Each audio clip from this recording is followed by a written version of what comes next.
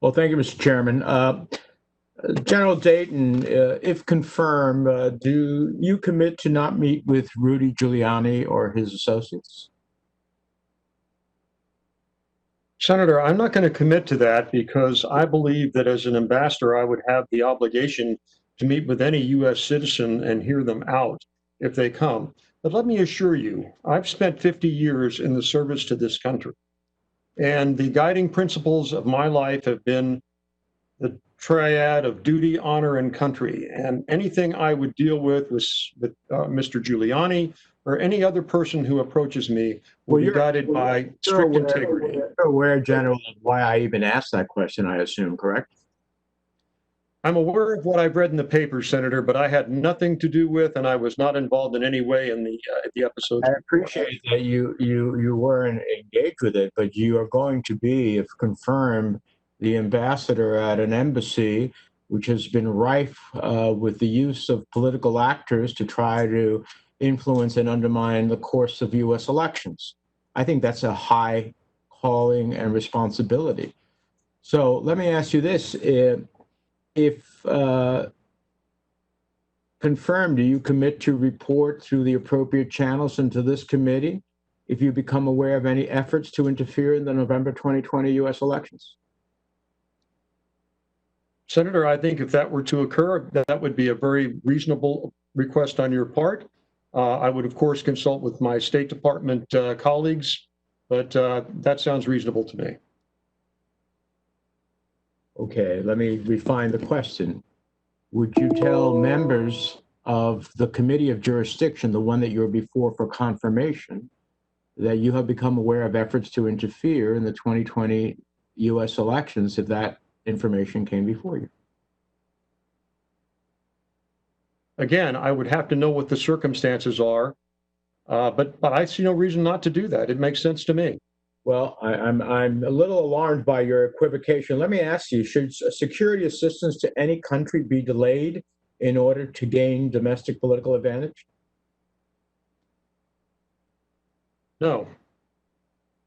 Was it wrong for the president to withhold security assistance from Ukraine in 2019?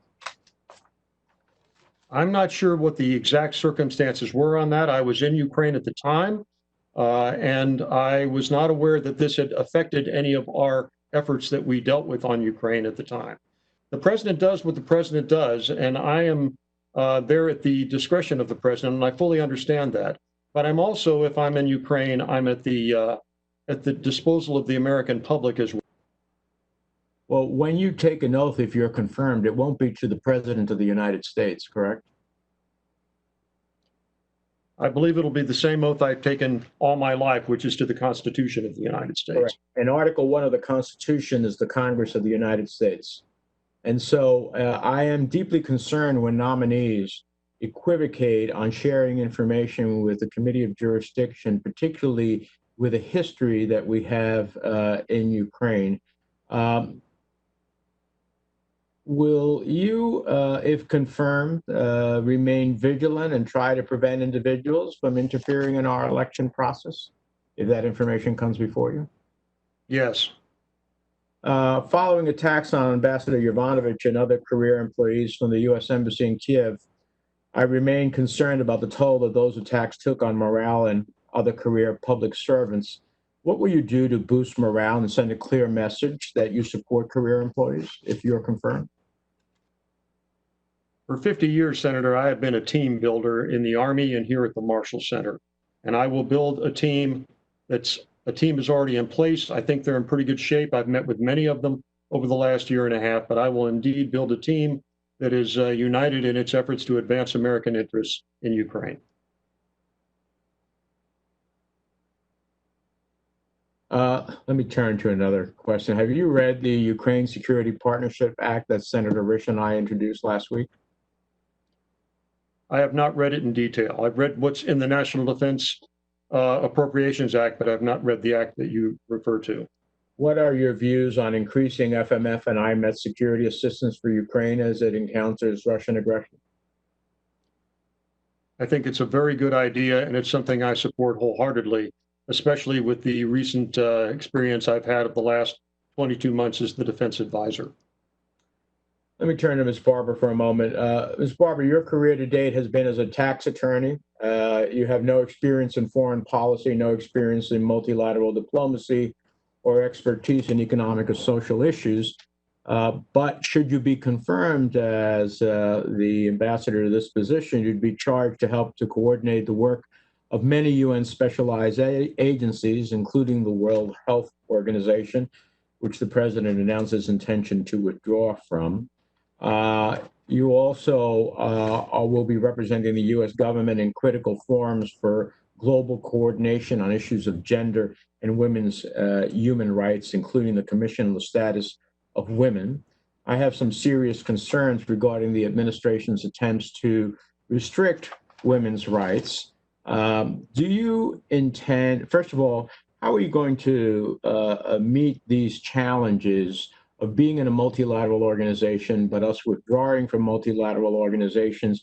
And do you intend to use your position to bolster global cooperation and continue progress on gender and women's rights issues, or will you continue the efforts we have seen so far in the administration to weaken our commitments for gender equality?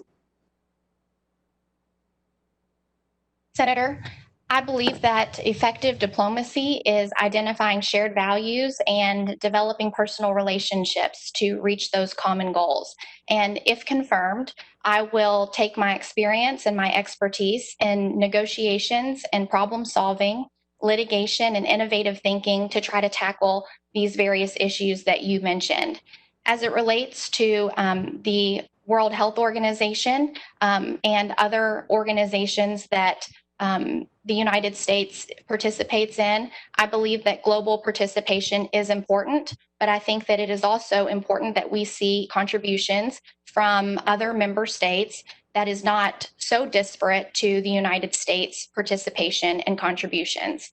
And if confirmed, I will work hard to bring like-minded partners to the table and try to expand resources and contributions from other states so that we can tackle some of the really rising humanitarian needs and human rights issues that the United States has been a global leader on.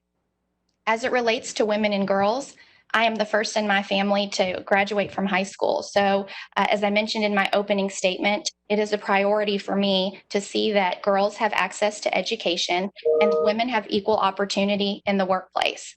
And for that reason, I will absolutely be focused on issues relating to women and girls. I've seen where Ambassador Kraft has traveled to many places, and from South Sudan to the Syrian border, she engages with... I appreciate your lengthy answer, but let me get to the specifics of what I was trying to get with you, which is you're aware that the administration has taken unprecedented hardline positions against longstanding agreement upon language on gender-based violence, as well as sexual and reproductive health issues. What is going to be the position that you will advocate if you are confirmed on these issues? Senator, if confirmed, I will work hard to try to build consensus on resolutions that benefit women and girls. I think it's important that we have to empower them and unlock their potential. And as it relates to some terminology that you're referencing that may prevent us from joining in, it is my priority to try to build consensus on clear terminology so that we can make most effective those resolutions for women and girls. Well, the consensus, I won't belabor because I want to not overstep the chairman's generosity. I'll come back. But the consensus has existed. So you don't need to build consensus. The consensus has existed over these longstanding agreed upon language and gender-based violence and what U.S. law has been, and the Cylinder Amendment prohibiting the use of foreign assistance funds to lobby for or against some of these issues in multilateral organizations. So it worries me that you think you have to create consensus. The consensus exists. The question is what you're going to do on behalf of the United States to follow and to build upon that consensus versus trying to create a new consensus that won't help women with gender violence issues.